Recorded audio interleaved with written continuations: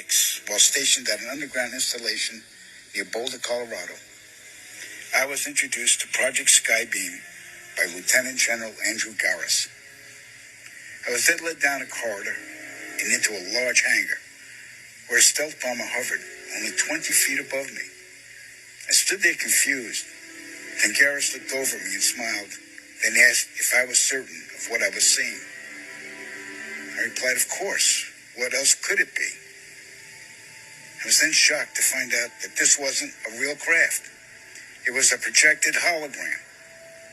Since the early 1950s, scientists have been developing holographic technology, and over the years improved it to a state that we can only imagine.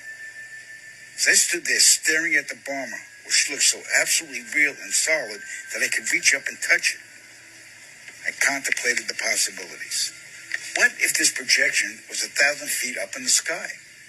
How would anyone know that that was an illusion? The Phoenix Lights craft, witnessed by 10,000 people, was the first grand-scale skybeam test upon the public. It succeeded beyond expectations. In October 1938, Orson Welles unleashed his War of the Worlds radio broadcast to the American public. It was so realistically portrayed, vast portions of the population went into panic. Terrified citizens scrambled to evacuate their cities in droves. America had been easily tricked by very simple means. To amplify this response, those who are truly in power of not only our country, but all the countries on the planet, and who are the true purveyors of the depopulation process, have formulated the final stage of their sinister plan. In the year 2024, a global event will alter the course of mankind's future. The world will stand witness to a massive alien invasion. Thousands of projected holographic alien warships will blanket the skies, sending people into a global panic. Real military crafts within the holograms will inflict actual damage to the surrounding areas to sell the gimmick. And as a result of the ensuing human chaos, a one-world government will immediately form without any resistance from the people. They will be the new world order.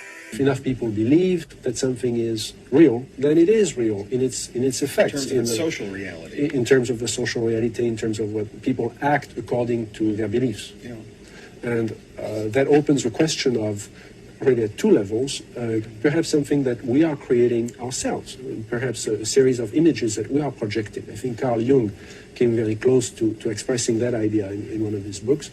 Or could it be manipulated purposely by people who have the technology to simulate UFO sightings? And people say, well, of course not. Who would do a thing like that? Well, I would remind you that during the Watergate investigation, it was discovered that there was a plan originated in the White House to surface a submarine off the coast of Cuba and paint the Second Coming of Christ over the island of Cuba using holograms.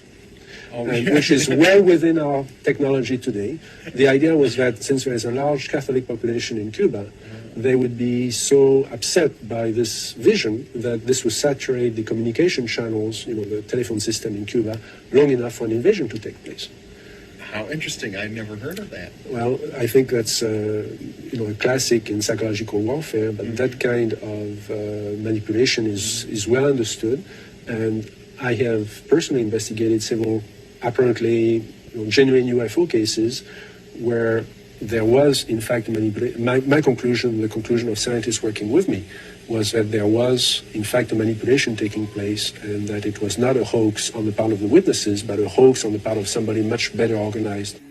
What do you think about aliens?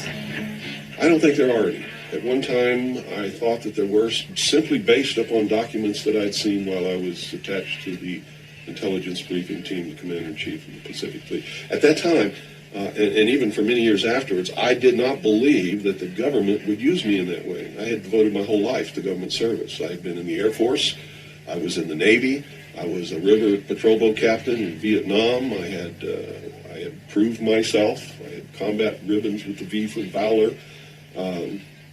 There was no doubt of my loyalty to my country.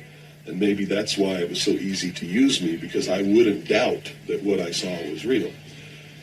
But over the years, I've done a lot of research. And what I've discovered is there's no proof existing anywhere that extraterrestrials are real, or that have ever visited this planet, or that they exist anywhere in the universe. There is not one shred of evidence anywhere.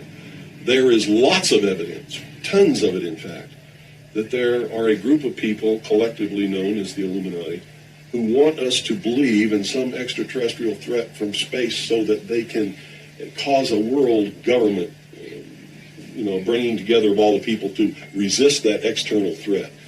And the first time that I saw any reference to that, I was reading some papers from the Carnegie Endowment Fund, and there was a record of a speech. It was a dinner for Viscount Nishiki of the Japanese delegation, the Japanese imperial delegation, in 1917. And John Dewey was one of the speakers. And the first sentence out of his mouth as I was reading this almost fell out of my chair, because this was in 1917. And he said the best way to cause all the people of the world to come together in one world government and end war forever would be if we were attacked by some other species from some other planet.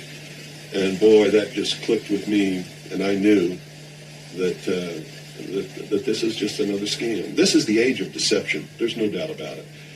And then 8 times during Reagan's administration, he inserted almost the exact same phrase into 8 of his speeches. And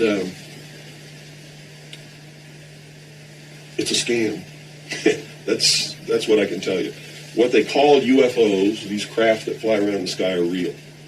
But they're not piloted by some little green guy from some other planet. They're owned and operated by the United States of America for one, the Soviet Union for another, probably Great Britain, Canada. I think the first really operable ones were probably manufactured in Western Canada, in the wilderness, in a place especially built to create those machines, like we created the Manhattan Project, and the same kind of secrecy surrounded it.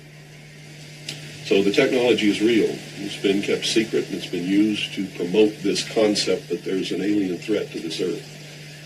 The cattle mutilations I've discovered in my research are nothing more than what's left after the government does its secret tests on the low-level radiation leakage from its atomic weapons assembly plants and atomic power plants. It's a low-level radiation monitoring project. And if you look at what's missing in the cattle, you'll see that it's just as clear as day. They take the lips, they take the tongue, they take a 6-inch patch of skin, they core out the rectum, the colon area, where those kinds of things would collect. They pass through the digestive system. On female cows, they take the udder to check for low-level radiation in the milk. This is being passed to the calves. And these are all grazing animals that graze on the grass where the radiation falls when it falls from the air. And it's just an incredible deception. And I'm just amazed that people have fallen for it in the manner that they have in the absence of any proof whatsoever. I mean, they cite hearsay as proof. Well, what about all of the alien abductions? They're not abductions. They're the results of a tremendously successful and very sophisticated mind control operation, all of which has been in development. They started working on those kinds of things since before World War II. But they have perfected them. On my website, I have a patent of a machine that can read your brainwaves, can recombine them in a computer and send them back to you, and make you think things happened that never happened. I mean, you can't get a patent for something like that unless it really works. You have to prove it to the patent office. It works. A patent was issued. And this is just one of the things that snuck by them that hasn't. Because when people invent things like this, they're sucked up by the government immediately, and then they're put behind the veil of national security and classified, and then nobody knows about them. But every once in a while, something sneaks by them. And when you do these searches in the patent office, in the trademark office, and in the copyright office, you come up with some real gems once in a while, and that was one.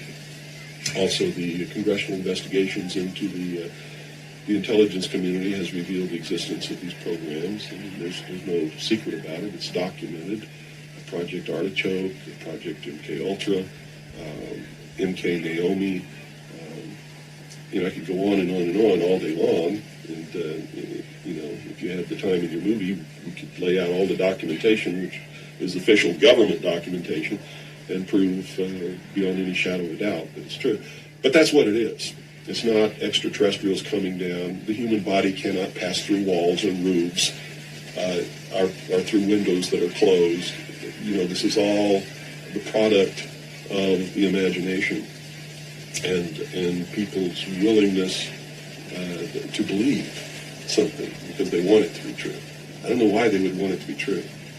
You see, because if it were true, these are not friendly aliens. They're doing some terrible things to people. If I were to kidnap somebody, pass them up through the roof, and take them somewhere, and perform operations on them, and take samples of semen and ova from their, you know, reproductive organs, and plant thoughts in their mind, and all this kind of stuff, and then bring them back, guess where I'd be right now?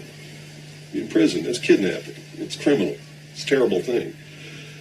So there's a morbid sense about all this too, as if people want to be hurt for some reason. I don't understand that. That certainly is something that somebody needs to look at. Why do people feel that this needs to be real? What in them says, I want to be abducted and abused and kidnapped and raped and all of this stuff against my will? Because they seem to take some kind of satisfaction that this is happening. And nobody's talking about the fact that this is a terrible thing to happen. If I were to do that to you, you wouldn't be too happy, would you? But somehow it's okay if an alien does it? I don't think so. It's all bullshit. It's a lie. The strategy that Wernher von Braun taught me was that first the Russians are going to be considered to be the enemy. In fact, when I met him in '74, they were the enemy, the identified enemy. We were told that they had killer satellites. We were told that they were coming to get us and control us, the dirty commies, that whole story. First, the Russians were the enemy against whom we're going to build space-based weapons. Then terrorists would be identified, and that was soon to follow. We heard a lot about terrorism. Then we were going to identify third world country crazies. We now call them nations of concern. But he said that would be the third enemy against whom we would be needing to build space-based weapons. And the next enemy was asteroids. Now, at this point, he kind of chuckled the first time he said it. Asteroids. Against asteroids, we're going to build space-based weapons. So it was funny then. And the funniest one of all was against what he called aliens, extraterrestrials. That would be the final card. And over and over and over during the 4 years that I knew him and was giving his speeches for him, he would bring up that last card. And remember, Carol, the last card is the alien card. We're going to have to build space-based weapons against aliens. And all of it, he said, is a lie.